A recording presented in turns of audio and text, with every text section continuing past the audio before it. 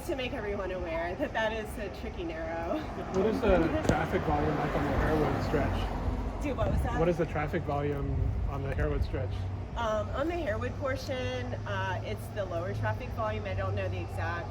If you look in the category, it's that, I think it's the 3,000 category, whereas from North Cap to 10th, I think is in that 9,000 category. From 10th, it goes back down to that 3,000 category. So. One of the parents from Yuying who couldn't be here asked to flag the intersection that always stop down there at 2nd. Okay. I'm not exactly sure the specific problem. I think it's related to parents parking in that intersection, and this parent thought that it may need like some sort of signal, like a signalized, I don't know, bike signal or traffic signal, but he told me that that was something to flag for you. Yuying's drop off is horrible. I'm sorry? Yuying's drop off is horrible. Okay. Yeah, I don't And think is this it primarily on second? It is, you have what's coming off of McCormick right there, and so you have cars stopping on Taylor right in front of the school, and then cars can't take the left-hand turn from McCormick onto Fort, whatever it is at that point. And so that intersection, McCormick and Taylor, just gets gridlocked.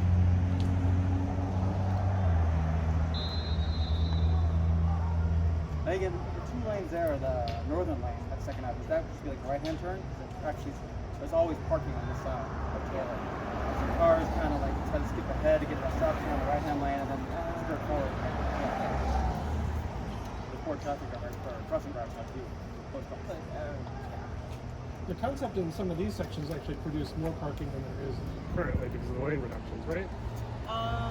Yeah, so the south side, I don't know exactly. We'll have to come and measure the exact number of parking spaces. So I don't know the exact number at this point. But looking at it, we currently have all this parking on the north side of the corridor in this section. So putting it on the south side would allow us to go down to like 3 lanes, or the 2 would allow us to have the protected bike lane while still preserving all the parking in this side. Because I know there are a lot of community members who live, within the apartments and in this neighborhood right here, who do utilize that parking. As you can see, it is full. So. Just a few more minutes until we move on, and we'll stop before the bridge, and we'll be able to talk about the MBT and stuff there. But I did want to ask about is it Harewood, the intersection? Yeah. And like right because the 2-way bike lane's supposed to be on the south side, and is there a consideration of the slip lanes, like removing them, I guess? Yeah, that's definitely something we would want to look at to see, we know that there's a slip lane there. We know that intersection is not ideal in its current configuration. I don't know if for sure we can do it, but it's definitely, an intersection that we're going to look at for further safety. That is one of the tools, in the safety improvement toolbox. So looking at what we can do there. But yeah, we don't want to just be sending people where we're setting up conflicts. Absolutely not. Yeah. I think somebody's trying to get through. I would hope that I just want to put in a plug for making the car lanes as narrow as possible. I think that we saw how, angry drivers get, and when they have opportunities to go around, other cars, hopefully the protected bike lanes go through and bicyclists won't be as at risk. But I think just for aggressive drivers, the more room that they have, the more dangerous it seems that it is, and I really feels like this road brings out the worst in people. So, There's a couple of really long straight stretches with no signalization or stop signs, and anecdotally what we saw today, what we've been hearing from the community, those are the sections where people are flying down. So yeah, definitely, putting in a protected bike lane, would help with that traffic calming.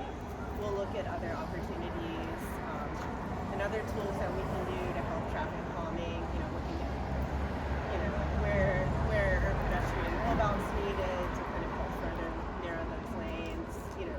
Fix those turns